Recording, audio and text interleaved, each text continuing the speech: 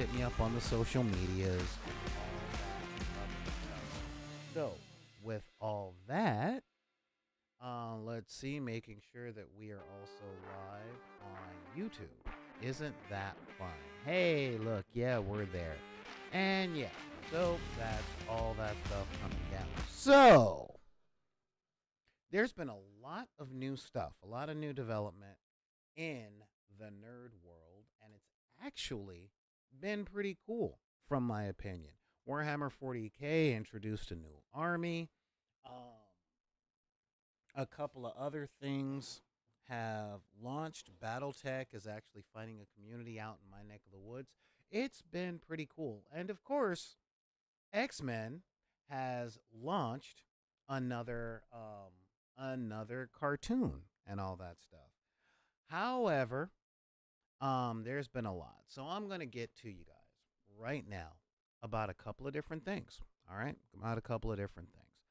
The first thing is, why have I been gone for so long? Well, in a nutshell, I found out a little meme.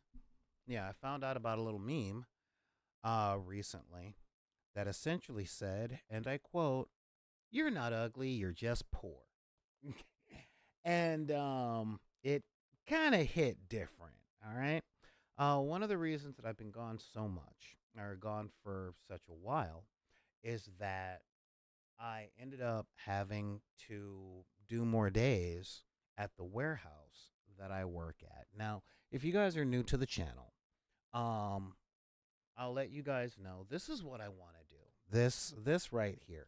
Chill with you guys, talk about games, paint miniatures, play with models, that kind of thing, and facilitate an environment that's welcoming and positive. That's what I want. All right? But that has been an uphill battle for a very, very long time. And that battle is one that I feel like I'm fighting by myself. Okay? And why do I feel that way? Because I'm always tired, guys. I'm always tired. And since this does not pay my mortgage, let alone internet bills and all that other stuff, and no, I did not buy a house. I was left a house by my dead mother, and that house has a mortgage on it. Okay. And if you guys are not new to the channel, you guys know that my house went into foreclosure and at the end of last year, and it was almost auctioned off 2 days after Christmas. Managed to save it with the help of some really decent people and the community, and it just so happened that at Christmas work built up and all that stuff. But I'm gonna be real with y'all, okay? Because I'm always real with you guys. I'm a broken man, okay? Fact. I am just busted. My mind is not working right now. I make a lot of mistakes. I don't notice stuff, and the nature of my job. Now, my day job is this. If you guys have ever seen a cargo container, like you would see on a gaming table, that kind of thing, on the back of a truck going places, those things start on boats overseas, then they come into the United States, and then they're put on trucks, and they're literally sent to me. Okay, literally sent to my boss, and my boss says that container has 1,100, or I think last week it was 2,273 50-pound boxes per day.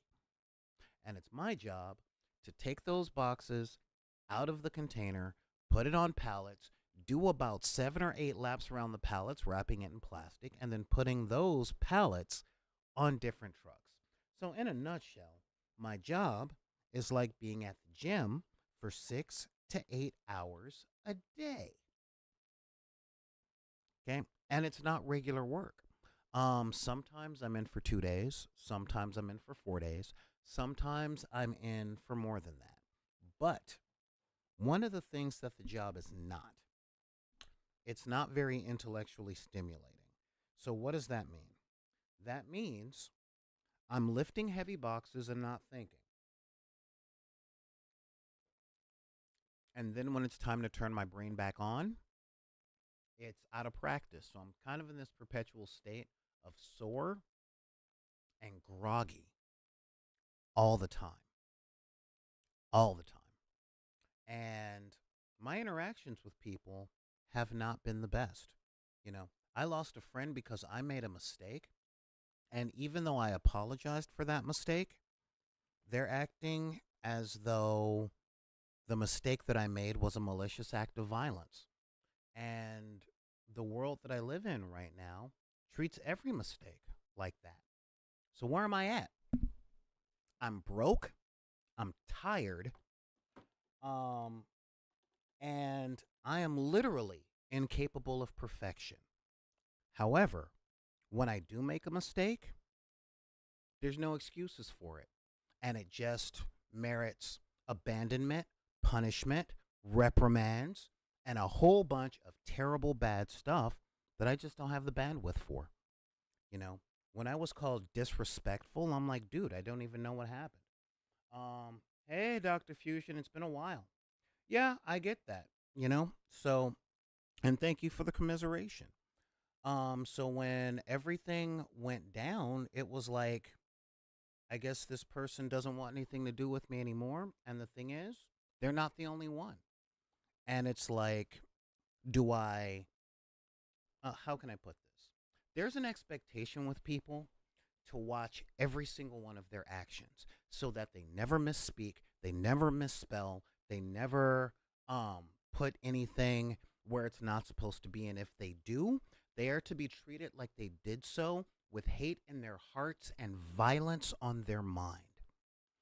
And if you guys don't want to hear political stuff, y'all need to tune out today, all right? Because I'm sorry, I'm a 46-year-old black dude who is 6'4" and 210 pounds. Everybody treats me like all of my actions that literally aren't made to make them comfortable is an act of violence. And I haven't had the bandwidth for it. So I haven't been on the air because one, I've been really, really, really tired. Okay? My job is 40 miles from my house. So let's put this in context, guys. Okay? And I'm dead serious about this. Um, Driving 40 miles in rush hour traffic to lift heavy boxes for 6 to 8 hours, to drive 40 miles back through rush hour traffic, to write 2 to 3 hours worth of content for you guys to go through, along with editing, while I've got bill collectors on one side and people jumping on me online if I accidentally post that I'm going to be live online in the wrong place. Um, I've got bill collectors breathing down my neck. My house was foreclosed on and I managed to save it, but I was sued by my family who doesn't pay any of the bills. They don't pay any of the mortgage, but they want the money and they don't care if I end up on the street. Okay? That's my life. And the most commiseration I get most of the time is, well, it's hard for everybody. And I'm sorry, but that, and not to mention, I was in an abusive relationship for 10 years and I haven't healed from that. So, fact is, guys, I'm really broken. I'm a broken person with no money fighting to survive in a world that would rather me be in jail or in the ground. And that includes my blood family. Okay? So, um, so why haven't I been online with all this stuff that's come down? I will tell you guys honestly. I created this company and this podcast and this Twitch stream and all the stuff I do to promote positivity in the world throughout gamers, on the internet, and in all of these spaces. Because I am so sad for the world. And I mean that. I'm really, really sad.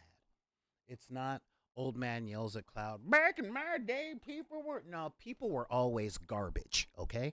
How do I know? Because I went to junior high, all right? I was in public school my entire life. People are trash, all right? They act like trash. And the generations that came after X had a hard time all the way through. And you know what? I understand. And I wanted to let the world know that there is somebody that understands.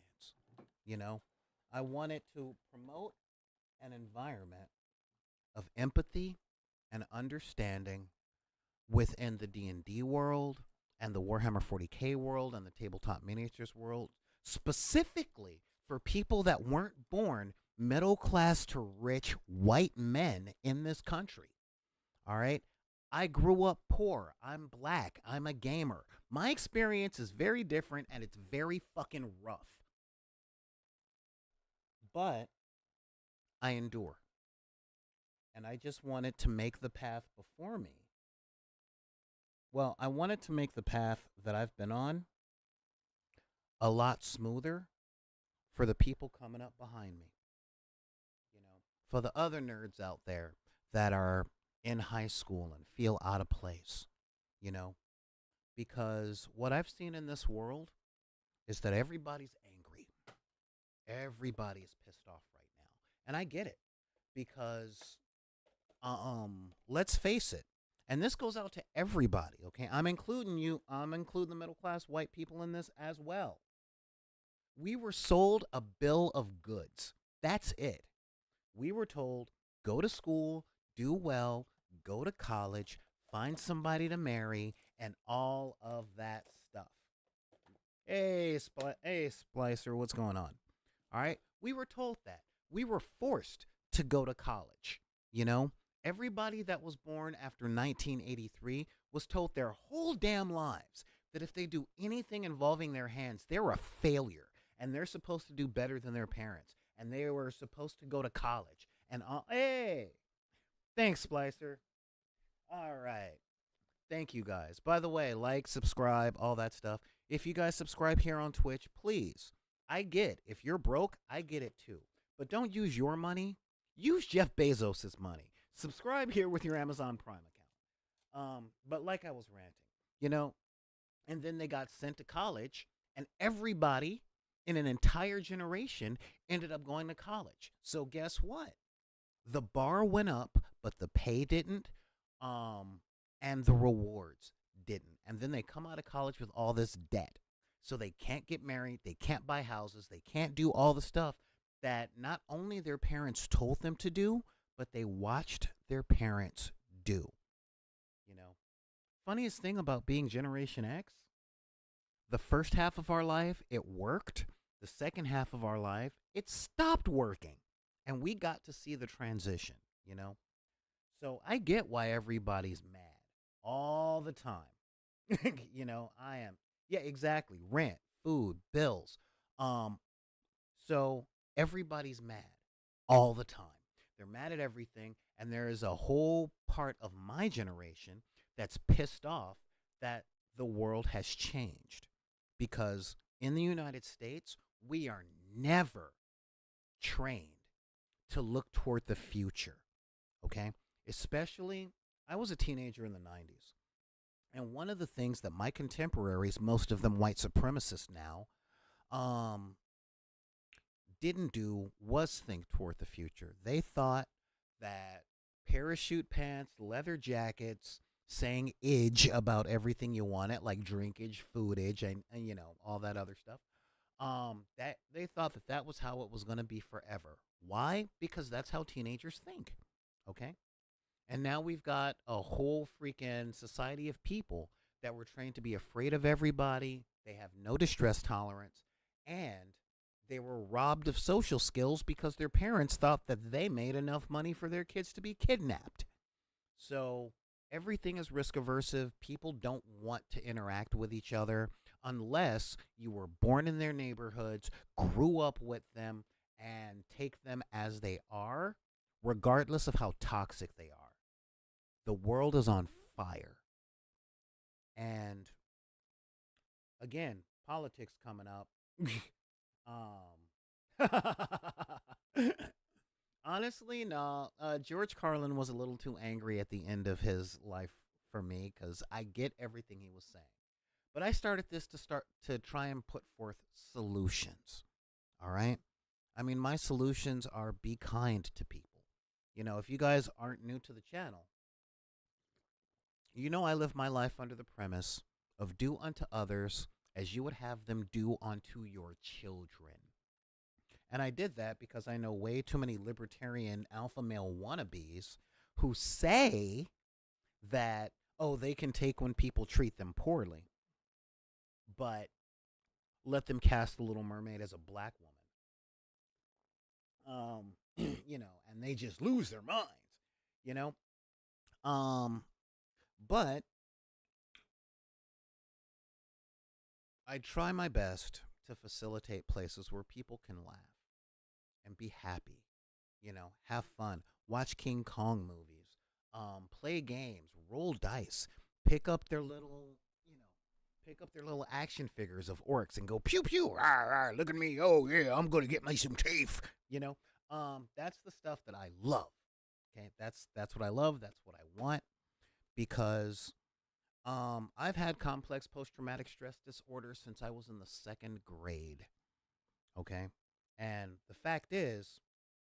um, the fact is, and again, I don't really have any secrets. All right, but when I was in the second grade, I watched over 15 people die, and not all at once. Okay, a good amount of them were my classmates, and I saw them gunned down by police, gunned down by gangsters, caught in drive-bys, overdose on drugs. You know, um, that was what it was like living in LA in the 80s and 90s. It's changed since then. You know, we kind of put that torch down after the riots in '93. Um, but that was my childhood. I mean, don't get me wrong, I had a lemonade stand and we made go karts and all that other stuff. But there was always a lingering thing knowing that when school started in third grade, I could look around my class and know that not all of them were going to be alive come spring break. And gaming is one of the places that I found a respite, you know. I mean, I went through hell to learn D&D. I even had to go to a damn sundown town to try and find my first D&D book, you know. I I already told this story on the channel. I'm not going to rehash it again, you know. But one of the things I learned from my elders was that it's the job of every generation to make things a little easier for the people coming up behind them, primarily because as adults, we can't leave the same stuff to the kids that are around that we had because they don't have a choice. Like, you know, when Ronald Reagan closed down the state funded mental health facilities in California, I wasn't old enough to vote, so I had no say. And then when the people that were staying in those facilities became homeless people that were yelling at brick walls because they needed medication, that was the world I had. That's the world a lot of us still have, you know? Um, but as it's been, you know, I've just been in a lot of messed up places for the past couple of months, and I just haven't had the bandwidth to be positive, to be um upbeat and happy and talk about the stuff I love about Warhammer lore, about Dead Zone gameplay, about all the RPGs and stuff that I read and that I play.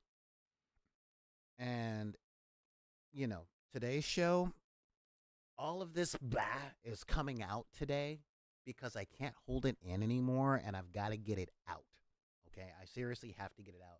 But I can't afford a therapist because I don't make much money from doing this. See what I mean? So I'm doing the best that I can. And the people in my life that care, the ones that really, really, really care, and when I put that third really on there, there's only two of them. And those are the people that look at my life as it is. The people that care, they look at my life and they want to help, but they won't hear how my life differs from them. So they give me a bunch of advice and a bunch of directions that work for them because they will not acknowledge or look at the factors that my life has that they don't. You know, example, they don't have to deal with racism. So when they walk into a job interview, people look at them and say, okay, they're here for the interview. They don't say, call security or call the cops. That's part of my life. You know, these people have supportive families and not families that are looking to take everything from them, even if it means they go crazy and have to live under a freeway bridge until they're beaten to death by the police. And they'll say, that just perplexes me. I can't imagine a family doing it that way. And I'm like, if you can't imagine a family doing that, then you don't have anything, then you can't give me directions on how to live life that requires opportunity, benefit of the doubt, and supportive family members because I don't have those things. And, but I endure and I do my best um, to um, to bring positivity to the world. I really do, you know. But I'm gonna be honest with y'all. The last blood relation that I had that actually gave a damn whether or not I wanted to suck start a shotgun died on April 3rd, 2021. Okay. Um, Everybody else in my family are either outwardly malicious or so self centered that they don't care about the damage they cause. And that hurts. And that's something I live with, and I'm trying to not emotionally accept, but I'm trying to navigate the world as an orphan. Okay. Um, and I'll tell you, the autism does not help. Um, so, in a nutshell, I haven't been on because I haven't wanted to make my show yet another angry podcast. You get me? You know, another podcast full of expletives and how much the world is garbage and it's these people's fault because I don't believe that. All right? I get that people are angry. I get that we want a better world. What I'm not willing to do is say, and black women need to do this, and poor people need to do this, and all that stuff. No. Okay?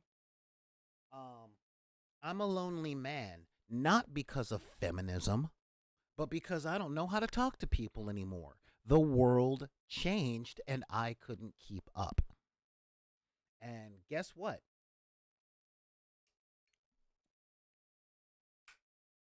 As long as there are new people being born and growing up, the world will continue to change.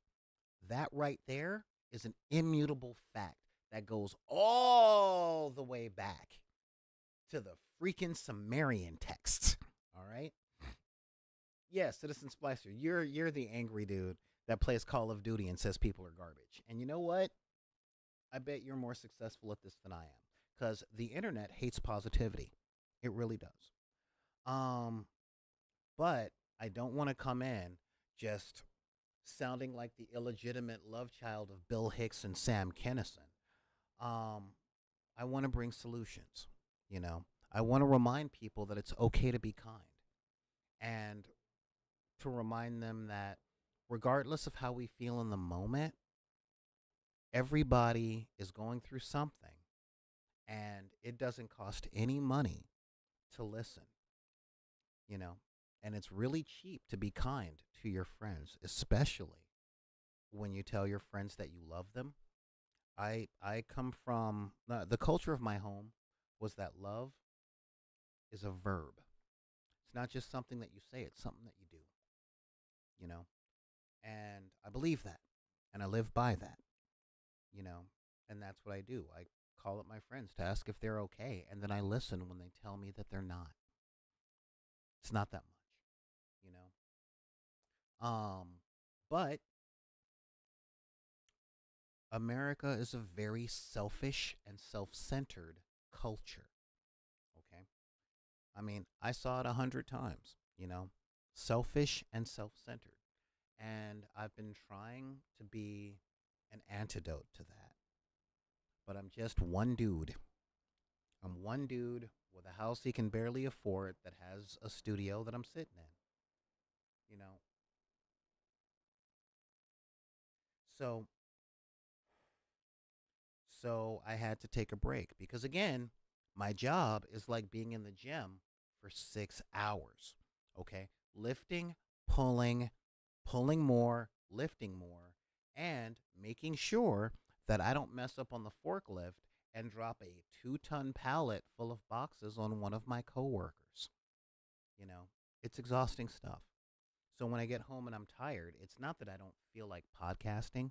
It's just if I do, there'll just be a lot of yelling, screaming, and all of that stuff. And I want to spare you guys that. All right. But then what else happens? Then what else happens? Oh my God. Now that I've ranted for half an hour, I'm going to run a commercial. All right. Again, this is your chance to subscribe with Amazon Prime to not hit these commercial breaks and all that stuff. But I'll be back in a minute.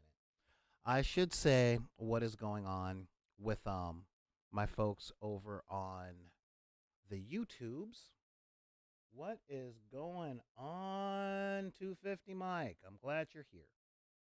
I'm glad you're here. Thank you very much for showing up, man. So yeah, that is very much a thing. Let's see. We got Dr. Fusion 72 saying you're right. Oh, thank you so much, Dr. Fusion. All right, that is some good stuff. Um, Using Jeff Bezos' money. I hate commercials too.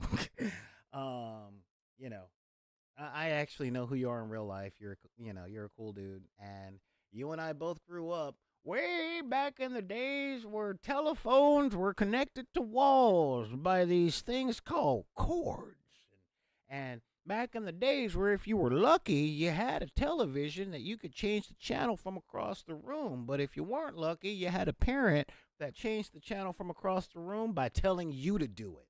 You know. What's a house phone? What? Oh my God! So wait a second. But what happened if your daddy tripped over the line when you were talking to your girlfriend? Then your girlfriend would hear you get your ass beat on the line while your dad's going, "I told you just to take the phone out there. You don't need to be talking to that girl and your daddy." That kind of thing. Anyway, hey guys, we're back. I'm just talking about being old. Um, so what's some of the stuff that came on? Now, like I said, I was going to take a break. Again, it's Friday, and I'm on Mondays, Wednesdays, and Fridays. So I'm like, maybe I could hit it hard on Monday. Yeah, that'll be it. And then two things happened. Our boy Neon Arlecchino, one of like our meme master in the Discord, is amazing. And they asked me a really, really interesting question. I'm actually pulling it up right now. And the question was involving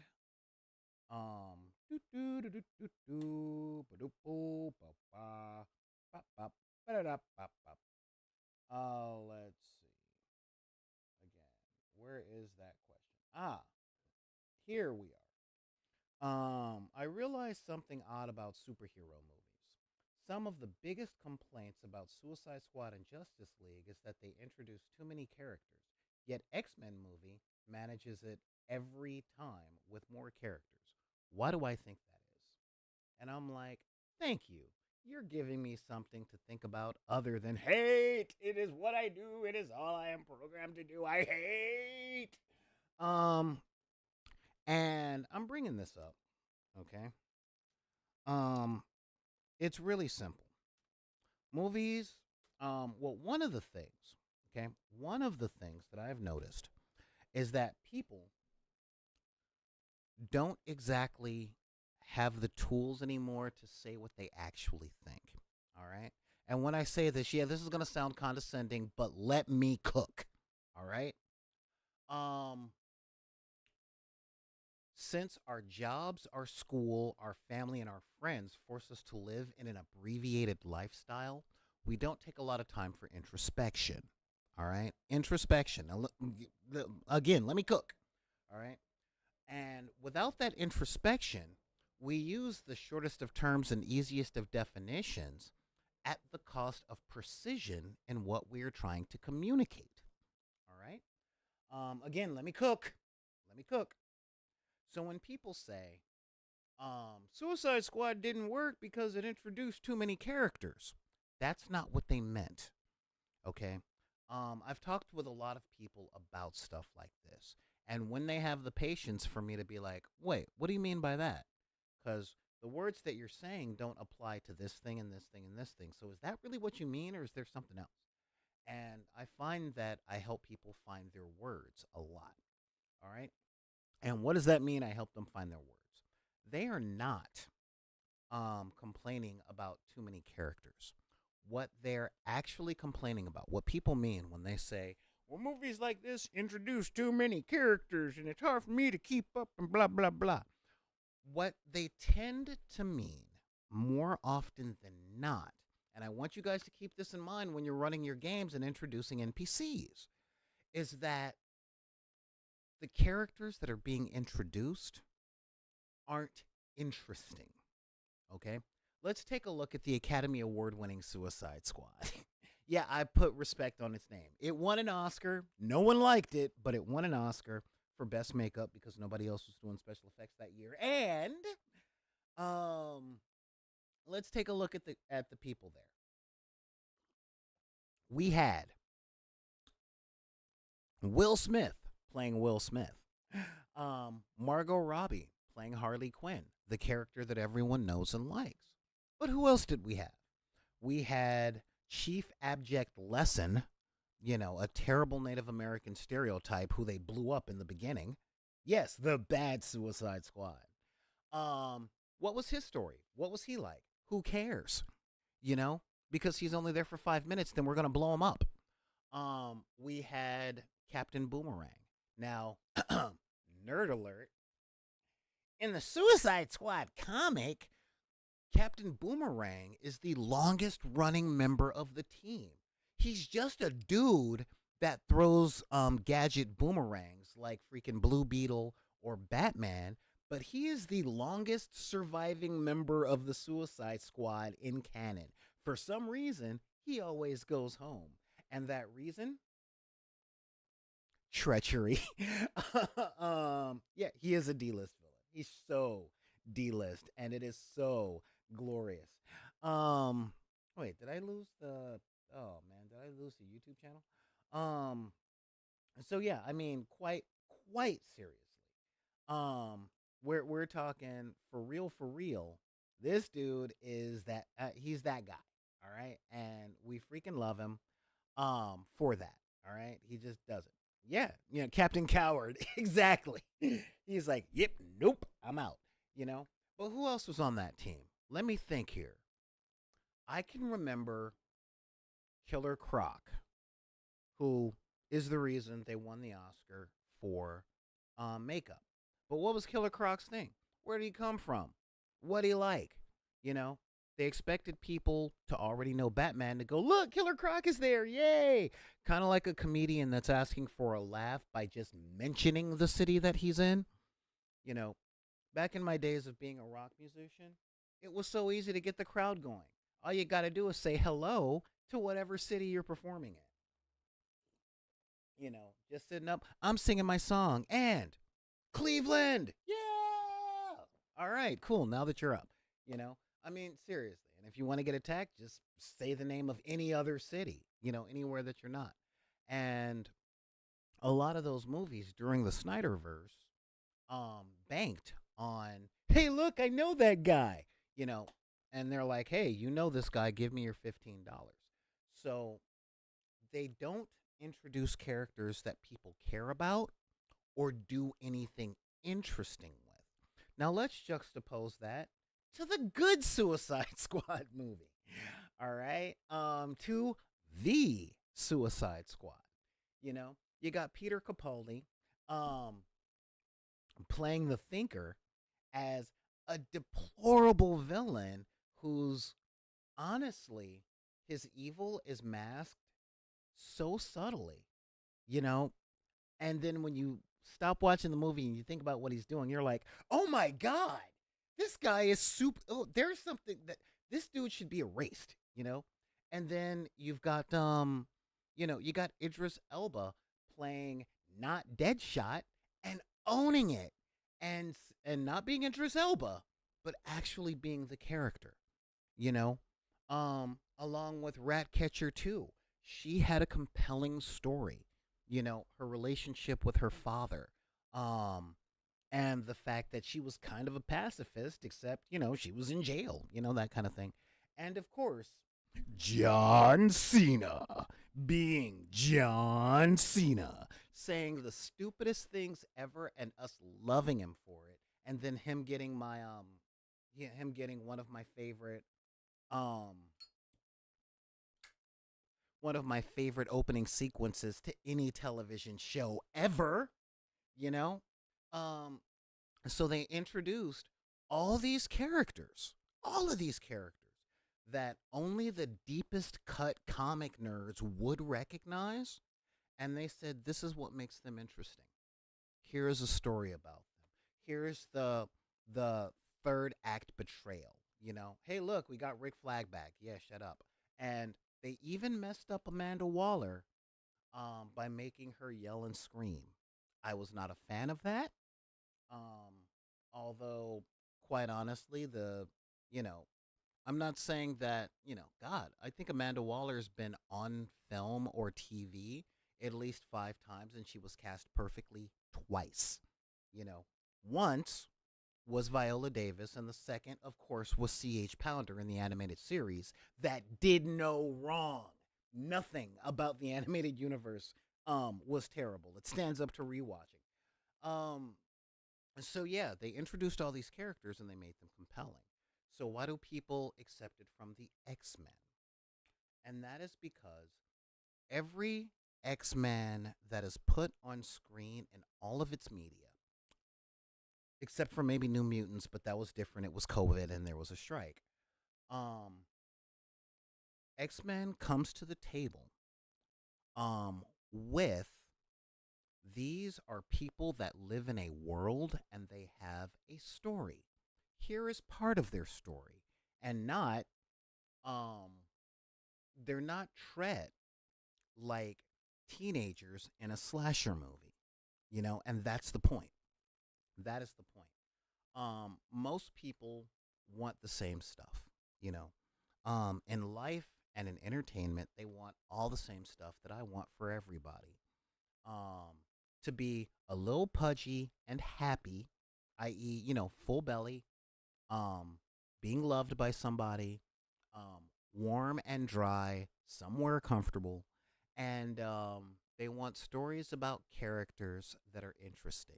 Not necessarily characters that reflect who they are, just characters that have compelling stories, characters that make us ask, why did they do that?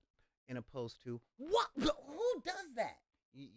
I mean, there's a big difference between those two. And the X Men has that in spades. I don't care if we're talking the 2001 Bryan Singer movies, because wait, this girl Rogue, okay, she's hot, but why is she running away from home? Why is she so introverted? Okay, hey, that's a huge jacked man. Why is he smoking cigars? And wait a second, did he just break somebody's fist by punching it? I want to know more about that guy. The only place the X Men dropped the ball in 2001 was with Cyclops and Storm. Okay. Um, and yeah, I am talking about the X Men movies before they made it. The Wolverine show starring Wolverine. You should Wolverine. Um, but the X Men have always rolled like that. Even from the days of Stan Lee and Kirby, they were characters with a story that made you want to know more. You know, I'm getting to that, Splicer, because the new cartoon is the reason I decided to go today. Okay, and another reason that today is filled with so much venom. Um, not not Tom Hardy's venom. Whenever I think of Tom Hardy, I'm just gonna do this for the rest of my life. Um, even though, hey, Xanathades, oh, thank you so much. You are a real one, dude. Seriously, you are a real one. Give the kids my love. Um, Which one? Because I saw Spider-Man. I saw Spider-Man 2099, the cartoon with Venom and Carnage, and let's not talk about that.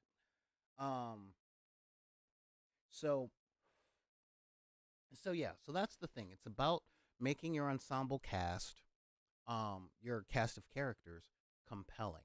What would get people looking at it, and what makes them care?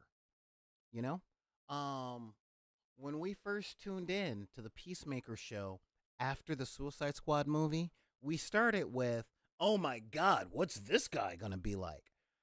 And by the fourth episode, where John Cena's dancing in his tidy whities and crying to freaking hair metal, we're like, "No, John Cena, don't cry. It's okay, Peacemaker. You're just a little bit out of your time." We started caring about him and Eagly, you know. By the way, if you guys haven't watched that show and you have access to HBO Max, watch that show. Especially you GMs out there that might have a ranger in your party, because Eagly is the perfect animal companion for your Dungeons and Dragons game. That's how they act. um, so so that's a big thing.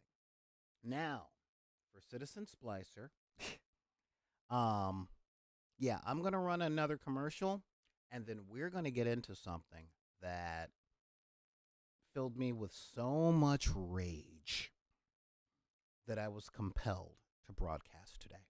All right. So we'll be back in just a sec. Yay! Now going back. Oh my God, I can't believe that I started quoting Chubb Rock. So yeah, let's say hello to our people in the chat. Zan, thank you. Tarzai, I don't recognize you. That means this might be your first show. I promise we're not normally this negative. Sofa King, hey, the king of living room furniture. Um, Rockin, thank you for showing up, along with Gress. Mark Zink, thank you for being here. Donk7, thanks for coming back. Um, I'm pretty sure it's Eighth Vides. Yeah, but everyone else that's here, thank you. Thank you for being here. I really appreciate your presence. Um, so I'm looking for something here. Because I don't want to start any YouTube beefs. So I'm not going to, because everybody on YouTube is actually more popular than I am. And that's just how the stuff goes. So, but what I am gonna do as we go back on break is, um, hey, it's Sullen's son. He's in there now. What I am gonna do is um, gonna find something, because there's been a thing, okay? There has been a thing, and I am just done. I am done. I'm done with people. Um, yeah. So there's been um there's been some stuff, all right?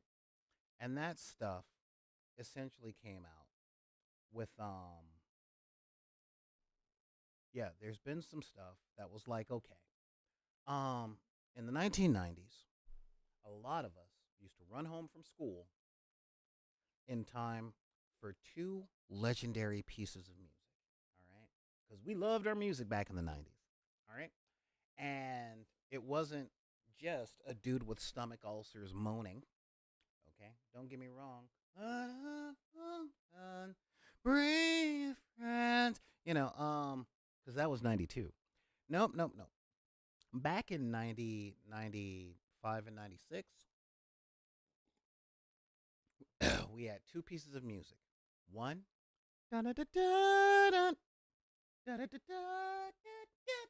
you know, we ran home as fast as we could, to get home in time for Batman, the animated series, and of course, um, the rockin' guitar of the Power Rangers. No, I'm kidding. I'm kidding. I'm kidding. Power Rangers were up there, but um, as much as I love, It's got nothing against X-Men is a TV show. Figure that you wanna know that it is a TV show. Watch it, you know. And people were like, "Oh my God, it's a birdie. We're doing the whole yes.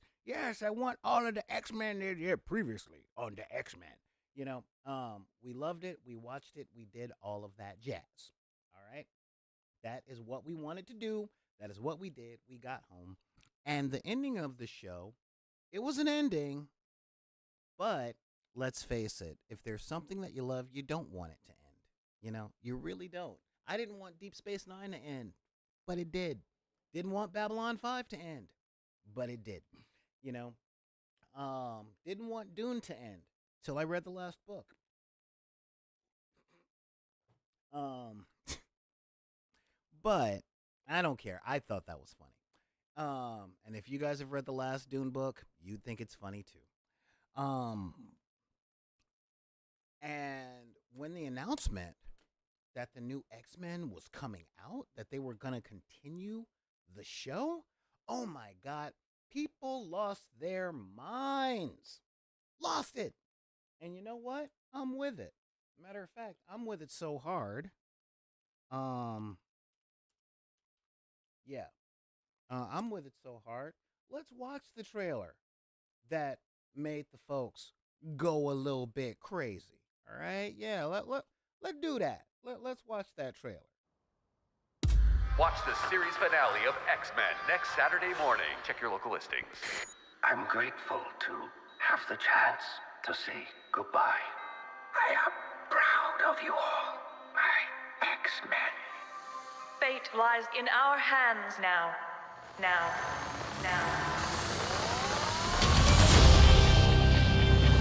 Oh, yeah! Official part of the MCU. We have to stay vigilant. The professor entrusted us with his dream. No matter how dark it is,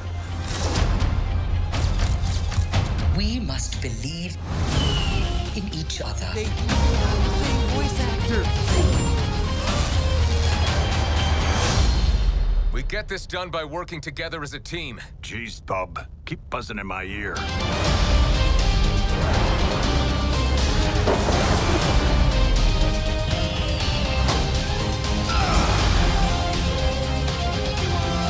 Heads up!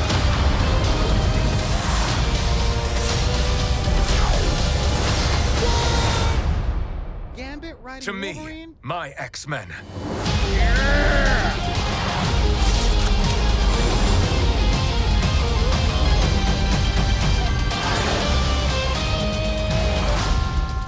Magneto. The last will and testament of Charles Xavier. Everything he built now belongs to me.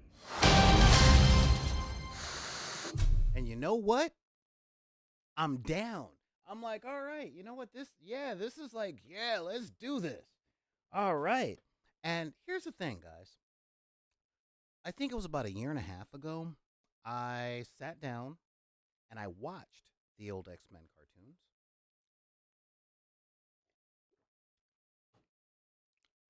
And I was sorely disappointed. I really was. They really didn't hold up to me. They really didn't. I could talk about the animation style and all that stuff, but don't care. One, don't really like the Jubilee character. Never have, but okay. And the part that I didn't really like about it was, for me, it hit too close to home with the hate groups and the legislation and all that other stuff. And I'm like, yeah, this hits different now that I'm an adult, you know? The quality of the stories were great, but the voice acting was something that kind of grates on me. It's just the style of the time. That's all. A lot of the cartoons that I grew up loving, I can't listen to anymore. I think G.I. Joe and Thundercats were the worst.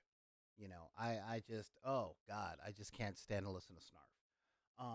Loved the remake, and I love that it wasn't snarf, snarf, snarf. Oh, Lionel, snarf. I'm here to sell toys, and I'm not shy about it, snarf. I couldn't take it.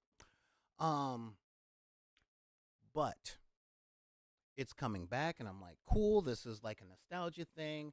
People can share this with their kids. This is like, because as a parent, I love being able to share the stuff I love with my offspring. You know, my kid and I talk for hours about D&D. Hours trying to get my kid into miniatures and stuff. But they've decided to go into casting and all that stuff. And I'm like, you know what? Yeah.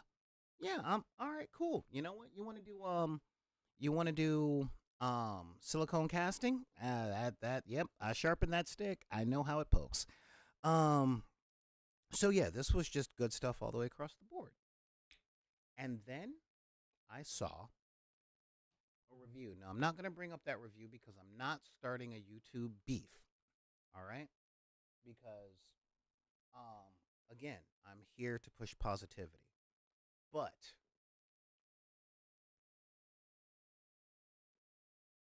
tune out right now if y'all don't want to see me wild out, all right? Cuz we're about to get real, historic, and political, all right? I know we normally don't do politics on this channel, but this has to be stated. Okay? Seriously. And it's this. I saw a review, and it was just one guy, but just the fact that this stuff is still out there that hard really, really made me angry. And I mean, I'm already on the precipice. I'm messed up. Like I said, I'm broken currently. But this guy had the nerve to criticize X-Men for being woke. Literally, the new X-Men cartoon is bringing the Disney woke agenda into the X-Men.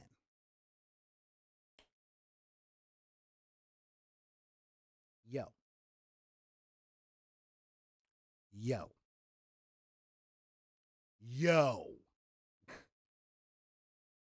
The woke agenda into X-Men.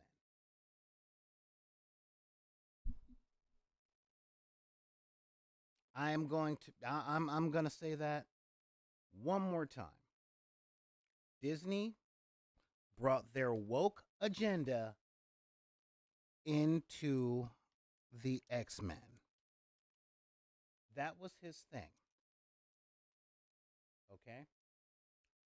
And I'm going, you're saying that this is a bad thing. And he went off for a while. Couple of things he went off about. Okay? Thing number one, he went off on the fact that Morph in the show is quite literally non-binary. Okay? Morph being non-binary in the X-Men is part of Disney's woke agenda. Now, I kind of looked at it and I'm like, hold up. Morph is a shapeshifter. So if they don't identify as male or female, one, I've never been big on gender roles anyway. Again, y'all can tune out if you want. I generally don't give a shit right now. But as far as men, women, gender, this, my mom used to tell me that taking out the garbage was a man's job. I had to take out the garbage because I was a little man of the house. And that's a man's job. Take out the garbage because you're a man and men take out the garbage. And I'm like, I'm the youngest by 8 years. So my question to you is, one, what makes it a man's job? Are you going to spontaneously combust if you have to take the garbage to the curb, Mom? I was that kid, And second, when I grow up, get married, and move out, how is your trash going to get taken out? Because you're not a man. And wait a second, you're a single mother and you've got 2 jobs to support the family. So tell me this, mom, isn't working a man's job? Like in supporting a family, a man's job? So, help me out with this. I do not understand. All right? So yeah, this dude um came up with all of this nonsense. And yeah, it's straight up nonsense. Um so um yeah. And then he commented on how Rogue was made ugly. And I'm like, are you seriously criticizing this cartoon because you no longer can diddle yourself in the same way that you used to these cartoons when you were an adolescent? Because I'm sorry, like, it's, oh, they're bringing the woke agenda saying that morph is this, morph is that. And I'm just like,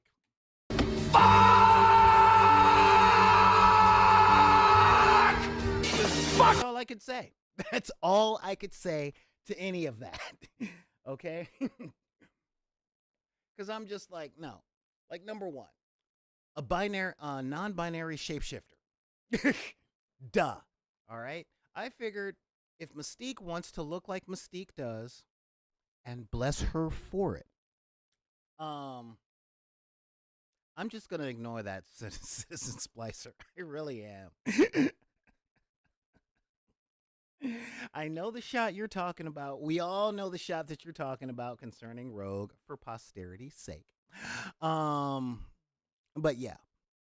So I'm literally sitting up and yeah, I'm looking at that and I'm just going, okay, you have nothing useful to say. Okay? Yeah. Cuz this guy. And second, X-Men by Disney bringing their woke agenda. Their woke agenda. Yeah, that's what I gotta say. I'm so done. I'm sorry. Let me give you guys a little bit of an angry comic history. X-Men, written by Stan Lee and Jack Kirby, premiered in 1965. Okay? And X-Men has always been an allegory for the treatment of the disenfranchised within modern American society, regardless of the era that they're written in. Okay? When they first came out, they came out in the middle of the civil rights movement. Okay? X-Men at the time were an allegory for how black people were treated by Jim Crow and the American laws before the Civil Rights Act was passed, to the point where the 2 leaders of the team of the X-Men and the Brotherhood of Mutants were led by one little dude talking about peaceful coexistence and living in harmony, where people are judged not by the content of their genetic disposition, but by the content of their character. And another dude saying, if you hit mutants, mutants will hit you back, and we will be seen as not lesser than you by any means necessary. Yeah. Happy Black History Month. All right? And both of them, even though their ideologies were different, were fighting against hate groups and freaking systemic legislation meant to exterminate their culture and put them in cages. This was the 60s. At what point does this mush mouth, mashed potato brain fuck nugget think that the X-Men weren't political? Now let's fast forward. Actually, no, let's not. Let us not fast forward. Forget fast forwarding. All right, forget that. Not going to fast forward, okay? Because let's take a closer look, just a closer look at one of my favorite characters in the entire Marvel universe, Magneto. Okay? Magneto was a freaking Eastern European Jewish guy who lost his mom who was put in a concentration camp, lost his mom, being unalive through all of that stuff, much like his real life contemporary, whose father was killed by a bunch of people walking around in freaking bed sheets with pointy hats, and then his mother was taken away for violating the law of being unmarried and housing a black child. All right, so we've got the angry, oppressed orphan saying peace is not an option. you know yeah, exactly, thank you, Malcolm Magneto X. All right, and so go forward, go forward. All right, let's go forward to the very X-Men cartoon of the 1990s, where you have Nightcrawler literally being lynched by his town in Germany for looking like a devil, or excuse me, um or Senator Kelly creating an army of robots along with a bunch of freaking camouflage pants, army boot wearing regular looking people called the Friends of Humanity. I bet if I could see the feet on those things, those laces would be red, you know? And then go forward to the Bryan Singer years, where they added LGBTQ to the mix of the oppressed people with lines like, well, have you ever thought of not being a mutant? Yes, thank you so much. Yeah, Senator Kelly was an allegory for Strom Thurmond. Okay, and this thing, this, I can't even call this guy a person, okay, because at best, at best, he put this out to get exactly this reaction so people will watch his video. And by the way, that is why I'm not pulling it up, because I don't want y'all to watch it. All right? I don't want this guy to get any more views on that video.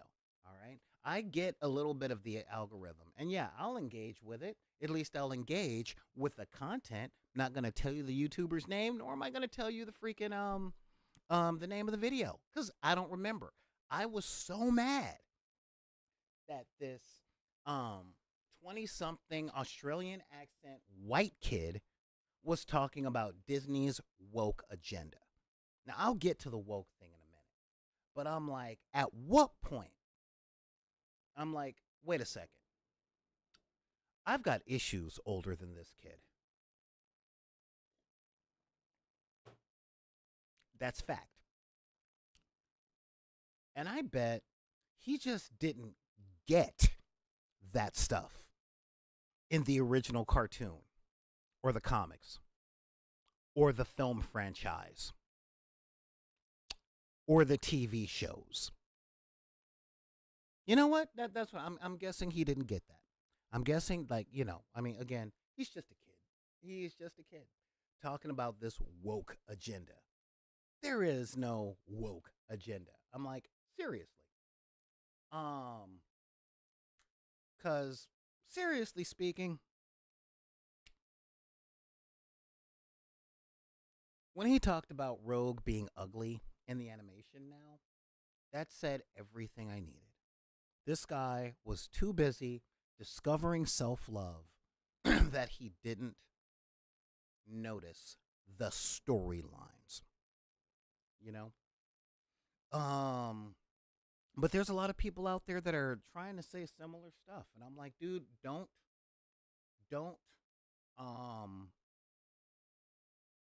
fall for it. Don't believe the hype. All right. Now, Splicer, yeah, you're kind of going off, and I'm kind of there with you. But here's the thing: I'm gonna give you guys a little history, because people have actually tried coming up to me using that phrase. Because something y'all don't know, unless you guys have my tan, the worst people come up trying to get me to sign off on their dumb opinions. All right? Comes down to this.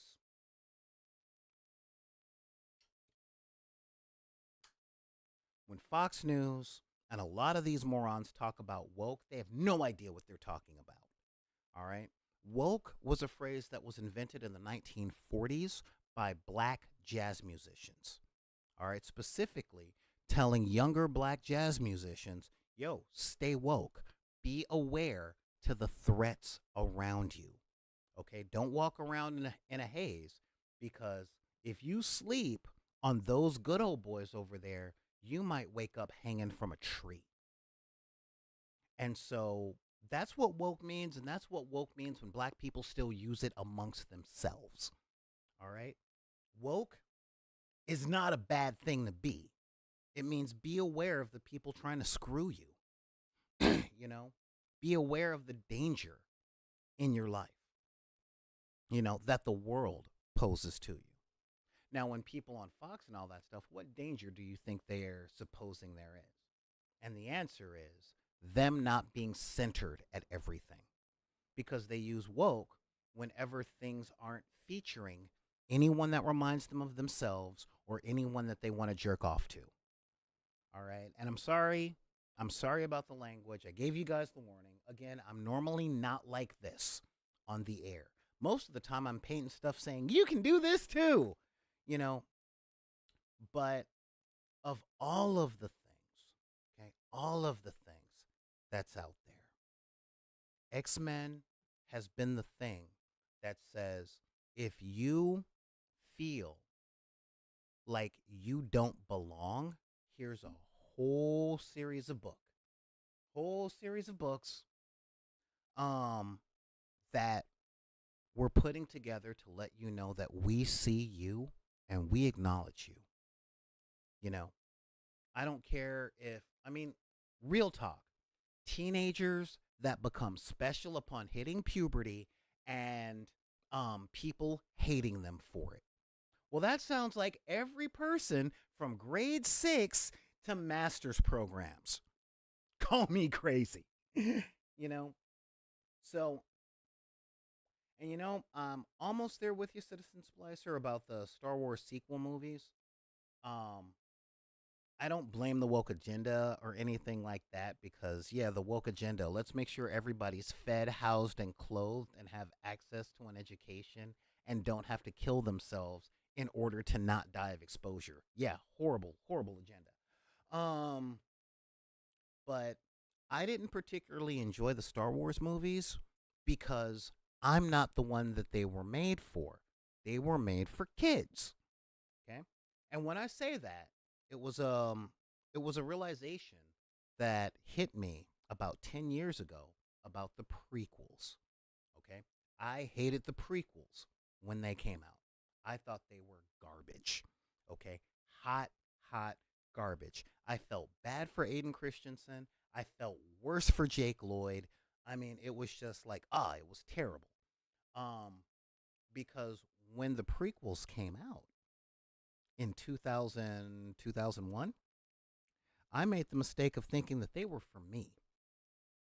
And I resented them for that for a long time. But the thing is, with age, something happened. And you know what that was? I met people who were children when those movies came out, and they swear by them. There, whole bunch of people love the prequels now, and they love the Clone Wars and the cartoon and all the stuff that's been out since the original trilogy.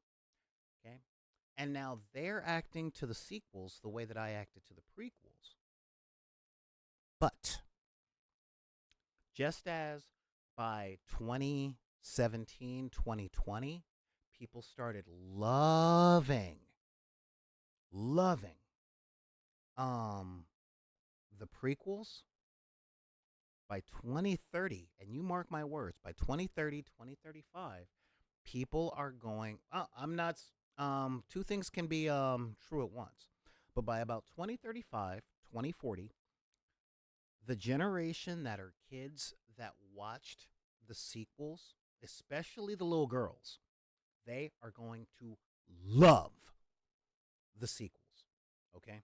I'm talking the filmmakers of tomorrow are the ones that are going to be like, man, no movies, blah, blah, blah, blah.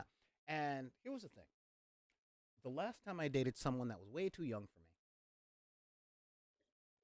they loved the prequels. They're like, oh my God, blah, blah, blah, and Hayden Christensen's so hot, and blah, blah, blah, blah, blah, blah. And they'd never seen the original trilogy. And I sat them down and I made them watch, not the extended editions,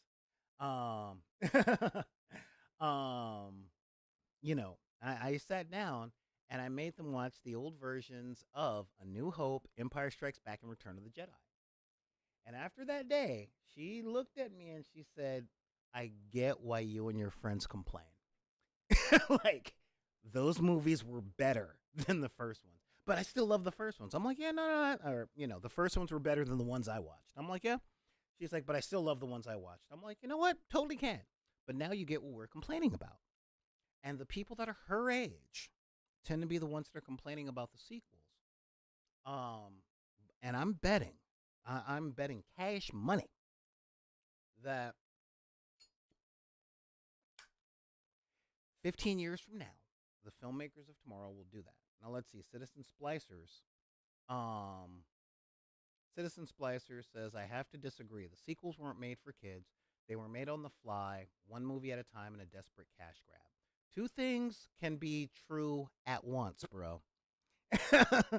I promise you. I promise you. Star Wars has always been like a 1980s cartoon in the sense of, oh, there's a story. Sorry, we're here to sell toys. You know, the lightsaber is a toy. It is such a toy that I know people in their 50s who saw A New Hope in the theater spend hundreds of dollars on a lightsaber. And I would be one of those people if I had the disposable. Anyway, and I know, okay, Ewoks sucked, but I can remember when Jedi was in theaters, those things outsold the teddy bear.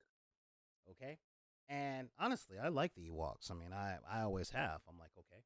Even though I know they were supposed to be on Kashyyyk and all the Ewoks were supposed to be Wookiees. But yeah. Yeah. Um, you know, but again, Jedi was my, Jedi, Empire, New Hope, that was my generation. The generation after had the prequels, you know, and the people, the children of millennials, okay, the children of millennials, the children of people a little younger than me, the 5 and 10-year-olds, they have the new ones. And in truth, I haven't even seen the third one of this last trilogy. I've always been more Star Trek than Star Wars, and I'm Doctor Who at the very top. Um, Ever since 1979, I'm like, dude, Tom Baker was my doctor for a while, but then I saw some of the older stuff, and I'm like, dude, Troughton. Troughton is my dude. Like, nobody's gonna question why he wears a skinned Yeti. Come on.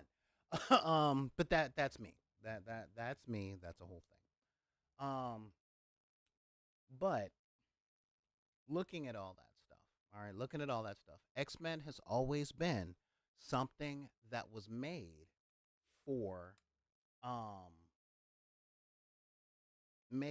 people that aren't regular, okay? Um if you are part of the standard thing, if you're a middle class white guy in the United States, the Avengers is your team.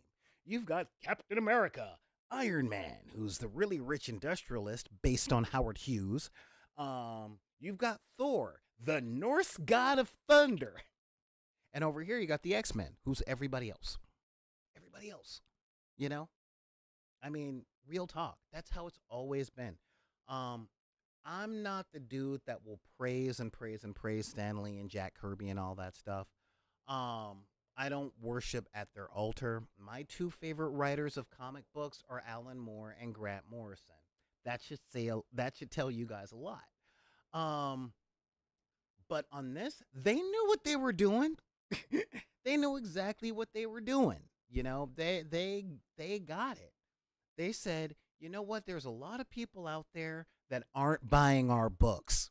Let's make a book for them so that we can get their sweet, sweet dollars. And then after the X-Men and times changed a little bit, they introduced the Black Panther and then later on Luke Cage, and John Stewart, the Green Lantern, and all that stuff. But before that, you couldn't put people that look like me in comic books as main characters. That's why there's so many green ones. All right. I know I just sounded like that guy, but the Martian Manhunter is coded very black. So the fact of the matter, okay, the truest and biggest fact of the matter out there is that these people that are talking woke and all that stuff on the X-Men, give them no attention. None. Because anybody that complains about the progressive politics of the X-Men, they don't know. They really, really, really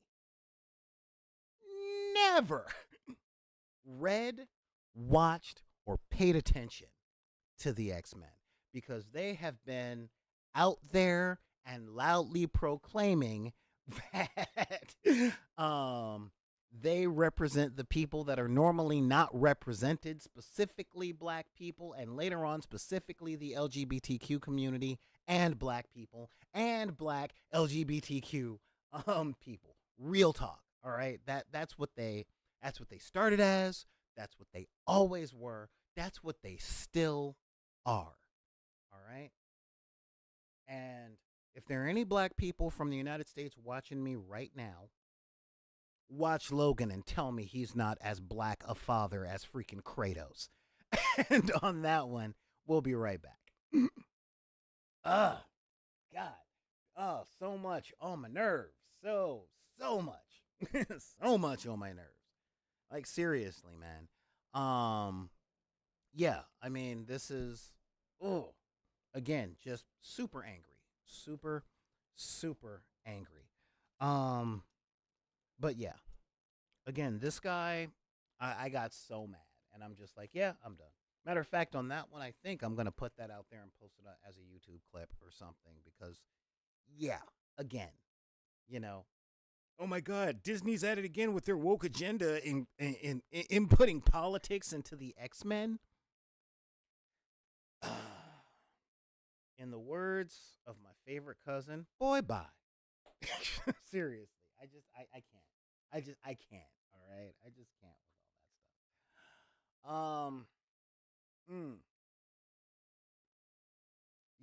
Yeah. Oh, seriously? They see. I don't even know where to watch the new episodes of South Park. So, we got Citizen Splicer saying even South Park acknowledges the endless woke bashing is stupid. It really is. It really is. You know, I mean, fact of the matter is, just because someone says, um, um, oh, I didn't know that you hung with Luffy, dude. Yeah, you're gonna be king. Um, yeah, I mean, quite seriously, when people use that word, it's a scare tactic to rile people up in the United States. And you know what? I should have known better. I should have known because it's an election years. You know, it really is. Yeah, straight up Captain Harlock that jazz to me. All right. Um, but yeah, I mean, seriously, it's an election year and people are being dumb. Because that's what people do, especially here. A really good friend of mine reached out to me with something hilarious. And I mean super hilarious. They literally were like, what's going on in the states in your election process? And I'm like, duh, boy, I'm not the one to ask. They're like, it's bunkers over there. I'm like, it is. It is. And most citizens, um, last piece of politics. Yeah, the very last piece of politics here in the United States. Um, yeah, here in the United States, we live in a dystopian oligarchy. We just won't acknowledge it out loud. Okay. Ever since Citizens United passed, that said corporations are people, and there is no amount of money that is illegal. There used to be a limit of each person who wants to donate to a political candidate um, could only donate no more than 10,000 US dollars. Okay, that was the max. That's what they could do. But then Citizens United passed in 2006, I think it was. And um and that essentially said any corporation can create a super PAC, and that super PAC is untraceable and unlimited for their political candidates. And from that point on, corporations determined who was going to be president. Yeah, we vote and all that stuff, and the vote does count, but the corporations, specifically with media buys, determine who becomes popular enough to be put on the ballot to be voted for. Okay. Um, so the regular citizens, we don't have a say in any of that stuff. We just get to pick which person we were assigned for. Kind of like prime minister. Anyway, uh, so on a different note, there is something interesting and new that came out because you know, I want to talk about I want to at least close out on something that I enjoy. Okay, just something that I enjoy. And that is something else that happened during my hiatus is given as the year progresses, and this is looking pretty awesome. And I'm trying to pull up the pictures here. It has been announced that Games Workshop is putting out a new Dark Angels Combat Patrol with the new Dark Angels Codex. And I'm like, sweet. Okay, really sweet. I'm really happy about that. Because for those of you guys that don't know, 3D printer go burr. All right, that is all me. 3D printer goes, and here's your stuff. So when the new combat patrols came out during the 10th edition drop, I laughed. I laughed a lot because it turned out that I already had like 13 of the 20 combat patrols that were released in proxy form. But now we've got a new Dark Angels combat patrol, and this is awesome. Um they're pumping up the price because Games Workshop are monsters. But let me pull up the old and the new just to juxtapose. Um no, I don't want cookies. Actually I want cookies and I have a whole unopened thing of Oreos in there for me. Uh-huh. Combat Patrol. And yeah, one of the things that I saw about the combat patrols was I'm like, dude, I've got most of these. This is awesome.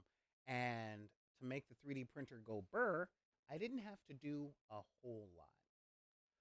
But the ones that I was really not too happy with were the combat patrols that focused on the Space Marines. It does. Oh no, there's more. Nope, there aren't. Oh, they took down the old one. The old combat patrol for the Dark Angels had one unit of jump pack guys, and it was essentially 14 models. Okay, 14 models for $160. That's a little bit more than $10 a mini. But it came with a Redemptor Dreadnought, and that was cool. Okay, I was really happy with that because the Dreadnought itself cost like $90. Hey, Glenn. And so the new one, you tune in right at like I spent an hour and a half ranting and raving about how I'm feeling and all that stuff, and now you tune in. But the new Combat Patrol comes with what looks to be a librarian, and a unit of let's see if it says here because I see Hellblasters, and I like Hellblasters because they have guns. Let's see, a Captain and Gravis armor, 3 Blade Guard veterans, 5 Hellblasters, 10 incinerators. All right, now that is what I am talking about. That's what I'm talking about right there. Okay. Hang on. Gotta sneeze. ah. Ah. Okay. Yeah. Hellblasters are dudes with plasma guns. Incinerators are dudes with flamethrowers. Blade Guard veterans are dudes with sword and shields. You know, and a captain in Gravis armor. And this captain can't be, um, yeah, this captain cannot be, um, um, what is the term? Um, the partner can't be, or the captain can't be assigned to any units. Um, and that's interesting. That is very interesting. Um, so yeah, that is an interesting thing. And so we've got they always come in multiples.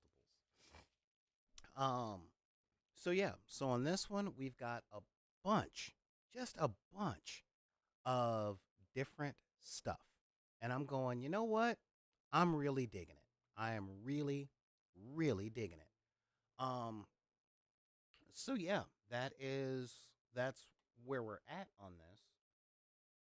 And I very much like it. I'm looking forward to it. Am I gonna buy it? Probably not.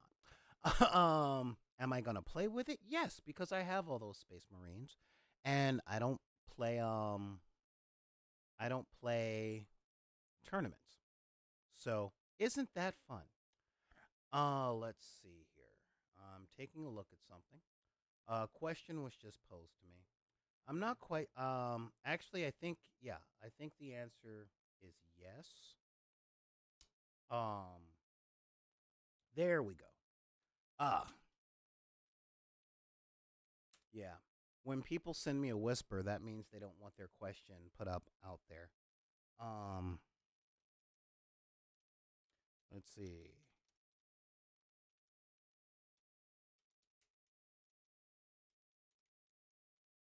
There we are. Okay. So, now that I got that done, anyway, I wanted to close out on something I'm looking forward to. Because again, it's okay, Glenn Couch. You can watch it on demand. um, because if you are who I think you are, and I'm pretty sure you are, that's what I needed. Um, you reached out to me asking me a question. I gave you an answer, but it was a short one. And today's episode is essentially me answering that question in long form and honestly and the whys. Um, so, but I want to thank all of you guys here. Special thanks to Citizen Splicer and Dr. Fusion for subscribing today because this helps. This really helps. Believe it or not, guys, with the streaming that I do when I'm here 3 times a week for 2 hours at a time, um, I don't make triple digits off of streaming. I really don't. I think I take home maybe $70 a month from doing this stuff on Twitch, and I don't make anything on YouTube. This is why I have to have the day job, and it sucks. Um, if I get up to 200 subscribers and 75 people watching per show, that would be awesome. But I'm not Hassan. Nor do I really want to be. But yeah, that's just the reality of what's going on. I can't promise I won't make many more mistakes. All right, I really can't because I'm still malnourished, overworked, and really stressed. Um, and from here, I'm gonna have to go because I have to go to the pawn shop and get rid of some of the old equipment. Um, that I used on the channel a few years ago, just so I can make sure I can pay the internet bill so that I can keep doing this. That's how stuff is right now, guys. So yeah, um, psychologically broken, financially out there. And with solutions like, well, you got to get a job. And once you get a job, blah, blah, blah. No, I have to get a job that covers my mortgage and my internet bills and the gas it takes to get there. And I didn't even tell you guys that my food stamps were hacked and stolen. One of the reasons I've been so malnourished. It's been fixed, but for 2 weeks I had no grocery money. Um, you know, and when you're barely sleeping, you're working really hard, and you're not eating, you make a lot of mistakes. So the fact that people treat the mistakes that I make as malicious acts of violence, I just don't have the bandwidth for. You know, and being the neurospicy 24 karat extrovert that I am, I've been pretty isolated, and it hasn't been great. But um, they'll look up. They'll look up. The one thing I was promised when I was a kid was that life is hard, and that promises has happened in spades. But stuff does get easier, and occasionally I do get to teach people a new game, and I'll yeah, exactly. Um, 4 week wait period for things sold at auction, and it's yeah, exactly, exactly. You know, in the meantime, I'm doing my best to help people recover from the idea that things can be fixed and made better as fast as they can fall apart. You know, when I was growing up, a lot of people were broke. And the overall thing was, well, you just got a new job. Why are you broke? I'm like, you're asking that person that question on their second day on the job. You realize they're not going to get a dime from the work that they're doing for another month. So, what? You think you get your first paycheck on your orientation? It's not the way it works. You know? And in my case, my food stamps were hacked by somebody that lived 3,000 miles away and taken. And I was mad about it. I filled out the paperwork, I filled out the requisite things, but it took 2 weeks to fix. So I had no groceries for 2 weeks. I'm glad I had canned vegetables, and I'm also glad that my job pays for lunch, you know. But that's generally about it. But again, burning 1,500 calories at work, um, and then sitting in traffic for 2 hours to get home and thinking straight once it happens. Every day that I work at the warehouse takes me down for two. The day that I'm working and the day I have to recover from. Once merch and all that stuff starts moving, and I can make the piddly amount of $2,000 a month that I need to live on. And yeah, I mean, seriously, that's how bad things are. I only need $2,000 a month to sustain and do this full time, and that's been like pulling teeth. Um, if y'all want to help with that, um, cool. You know, share, subscribe, do all those things. Uh-oh. Hang on here. Do, do, do, do, do. There we are. Copy, paste. Yeah. Right? Rice and pasta. That is straight. Yeah. Rice, maybe some bread, and some canned green beans. Mmm. Yay. Um, the donations thing is there. The Patreon is there. The merch store is there. Every little bit helps on all that. I'm doing my best to stay positive and stay upbeat, but if you've got the time, eat one meal a day and sleep for 2 hours a day for about a month, and you'll see where I'm coming from. But with that, guys, I want to thank all of you for being here. And if you've got any questions or comments, you can send them to backinthedeck@gmail.com. It's BACKINTHEDECK at gmail.com. You can also hit me up on Twitter or X at backinthedeck, the Instagram at backinthedeck, the TikTok, BidP, and again, the Facebook group, Deckers. Yeah, we do what we do to endure, because I'm going to let you guys have a little bit of a positive. I do all this because I know deep down in places that I don't talk about it, not the only person who wants good things. And I mean, I'm not the only person who wants good things for other people. I want all of you guys, to be healthy, happy, and I really, really want you guys, to be able to live the life that you would want for your lives. All right.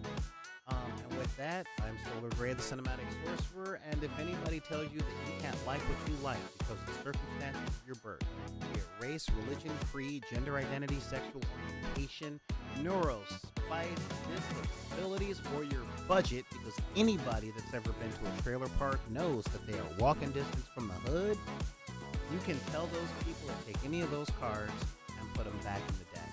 I'm Solar Gray, the Cinematic Sorcerer, saying thank you guys, and we will see you next time, hopefully Monday, on the dark side of the room.